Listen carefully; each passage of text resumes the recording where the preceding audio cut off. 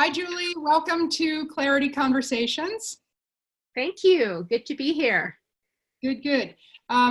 So I'm going to introduce you a little bit, and I want to talk a little bit before we dive into the questions about why what you do is so personally appealing to me.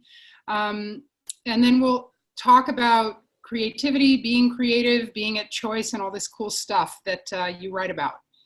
Cool. So what I just want to say to introduce you is that for 26 years, you were in the corporate world. You were managing a team of technical writers. You had done a lot of technical writing yourself, but what you were finding was that it was such a mechanical thing that your creativity was getting lost, right? And so several years ago, you became a coach. You started to regain your own creative process. You wrote a book called The Creative Heroine's Path. And then something else very exciting that you have coming up in June is a trip, a creative retreat to Tuscany that's going to be a week long for people who have a creative dream, who maybe are not actual creatives but want to get back in touch with their creativity. Yep. So one of the things I think you know is that I have a sister and a husband who went to art school, and I worked in beauty around fragrance developers, perfumers, and also around graphic artists all the time doing package design and advertising design. And I was always that geeky one who was hanging around the creative department. So I just think what you do is so cool. But honestly, I didn't really realize that I was a creative until I started coaching. And the amount of creativity I feel when I work with clients is just the most exciting thing. And yeah, so that's it. So talk a little bit about that feeling and what it was like to be in this corporate life and to just feel so stifled. Yeah, it was painful. I mean, I've always been a writer my whole life. And there were times that I would be writing and then I would have to stop, go to work or go do something, whatever it was. And it got to be really painful to stop. And I realized I had to make some changes in my life because I wasn't doing what I really felt like I was meant to do. Yep. And I love that feeling of the stopping. It almost, I felt like somebody just put a lid on you. Yep. Yeah. And I think everybody's creative in different ways. And I was certainly creative in my job. You know, managing people and managing projects required a certain amount of creative thinking and figuring out how to support people as they grew. All of that was creative. But I just lost my train of thought. But this was a different kind of creativity. Yeah, it was a different type of creativity. And I felt like if I tried to kind of be too straight and narrow in how I approached my job, that I was kind of dumbing myself down. You know, I really needed to use my own way of being and thinking and creating to do the best job that I could do.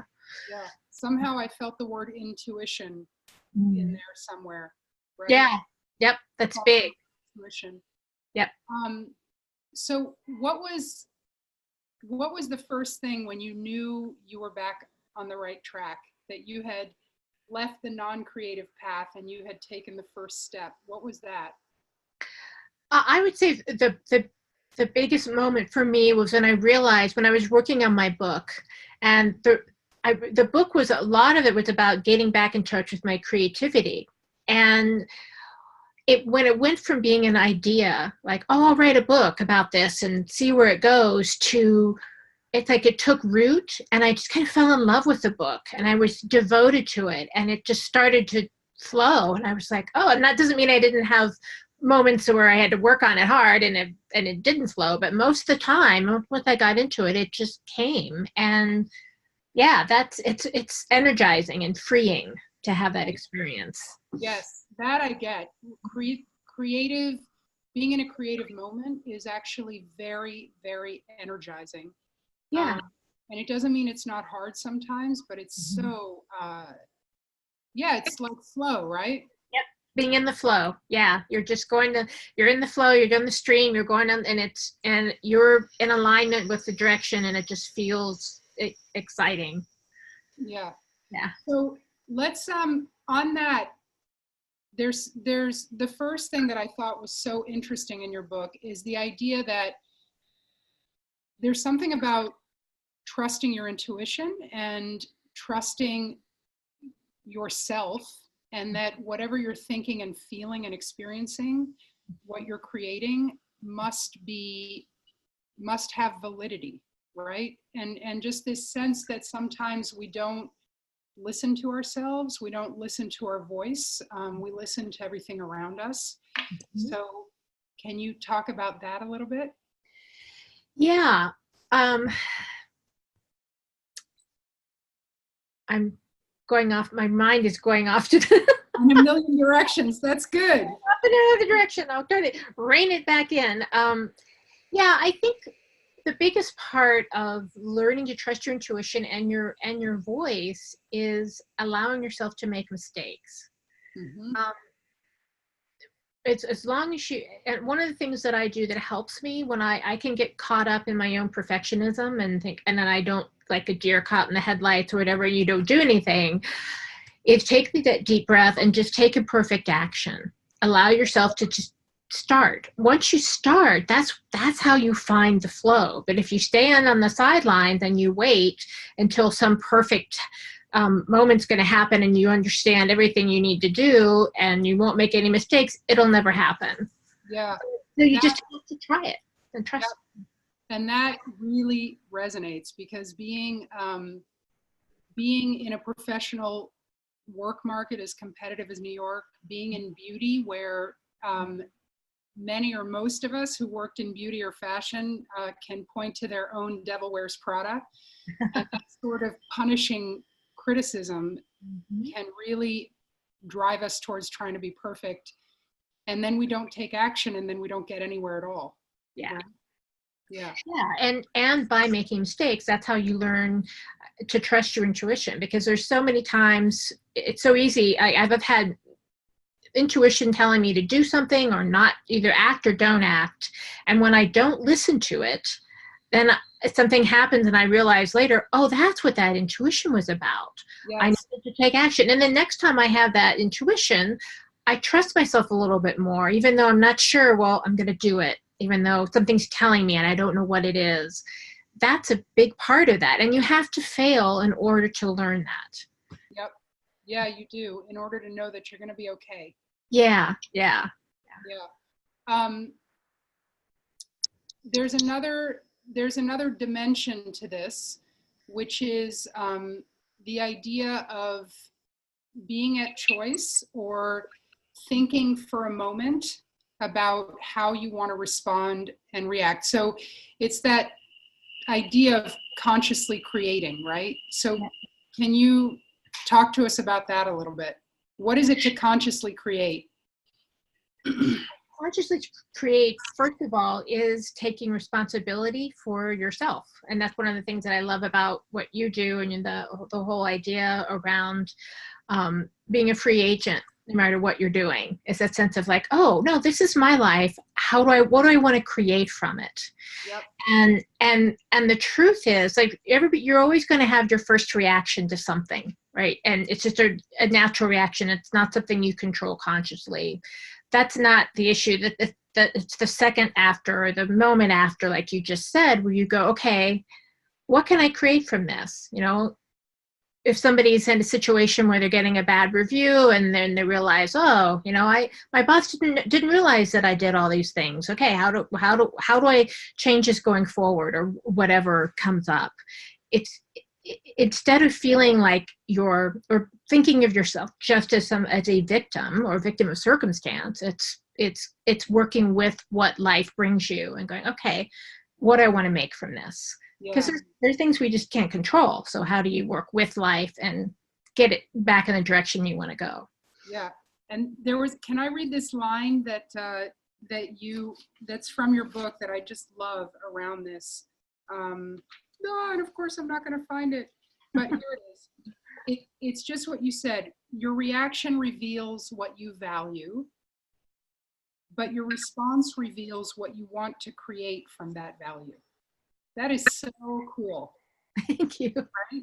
And it's also, what I love about it is that you don't have to blame yourself for the reaction that you have, that gut reaction, because that tells you a little bit about who you are and where you've been, but it doesn't necessarily tell you where you want to go.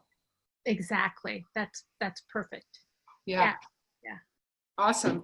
All right. So I want to switch over to your Tuscany retreat because because every time you talk about that, you get so energized and lit up.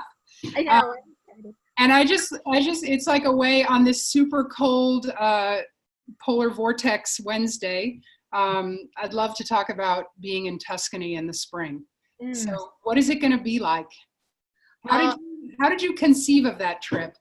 Well, years ago when I was a technical writer, I heard about a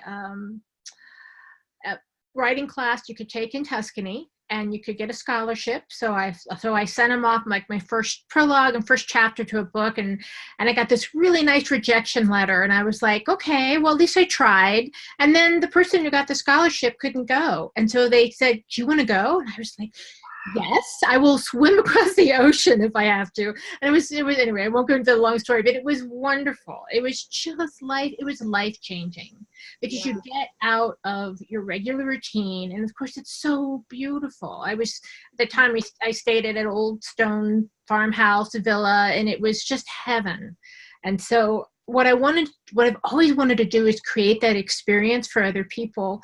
And I wanted to go a little bit beyond. So I didn't want to just do a class, like a writing class or a painting class or something. And then I wanted to really take people through an experience that gets them back in touch with their creativity and this deepest part of themselves. And then go from there and start to say, how can I make this real? Because, I mean, that experience that I had was life-changing, and it was a great memory, but I want people to leave with more than that. I want them to have a direction and some support and all of it. And just, that's.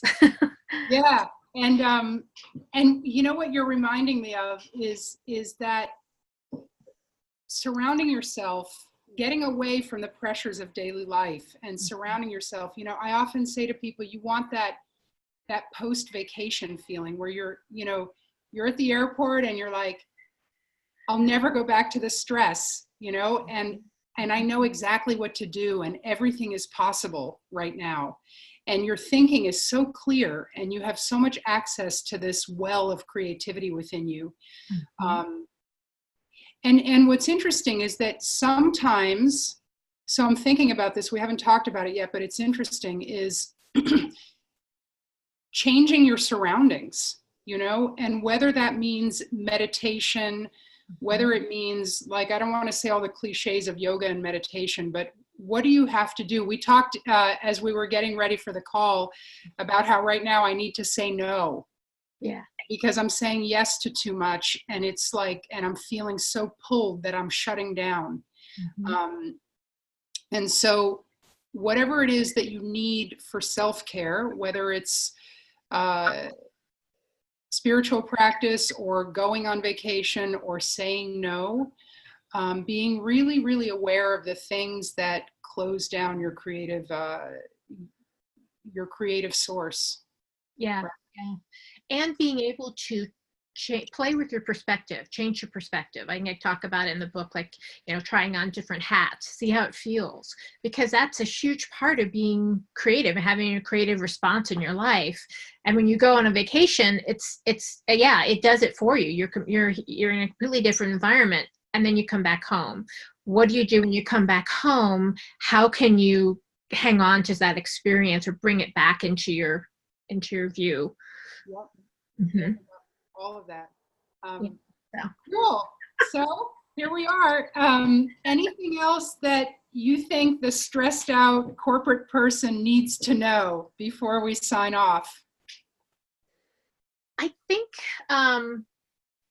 just to remind yourself that you're always in the creative flow, even when it feels like you're stuck, sometimes that's part of it, right? You might be you don't overuse the water imagery, but you're stuck in this little whirlpool for a while before you get further, and you can see around the big boulder and go, oh, that's what I need to do.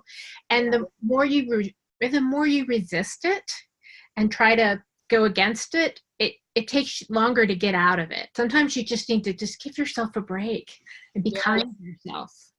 Yeah. Yes, I know that. Yeah. And then also trusting that if you really let go and give yourself full permission, the creativity, you get restored. Yes. Yeah. And come back bigger then. Yeah, definitely. All right, cool. Well, thank you so much for being on the Clarity Conversation, and I hope the trip in Tuscany is fabulous. I'm going to let the readers know all about it. Okay, thank you so much for having me. It's been fun talking with you. You're welcome. Bye. Bye. Okay, do you want to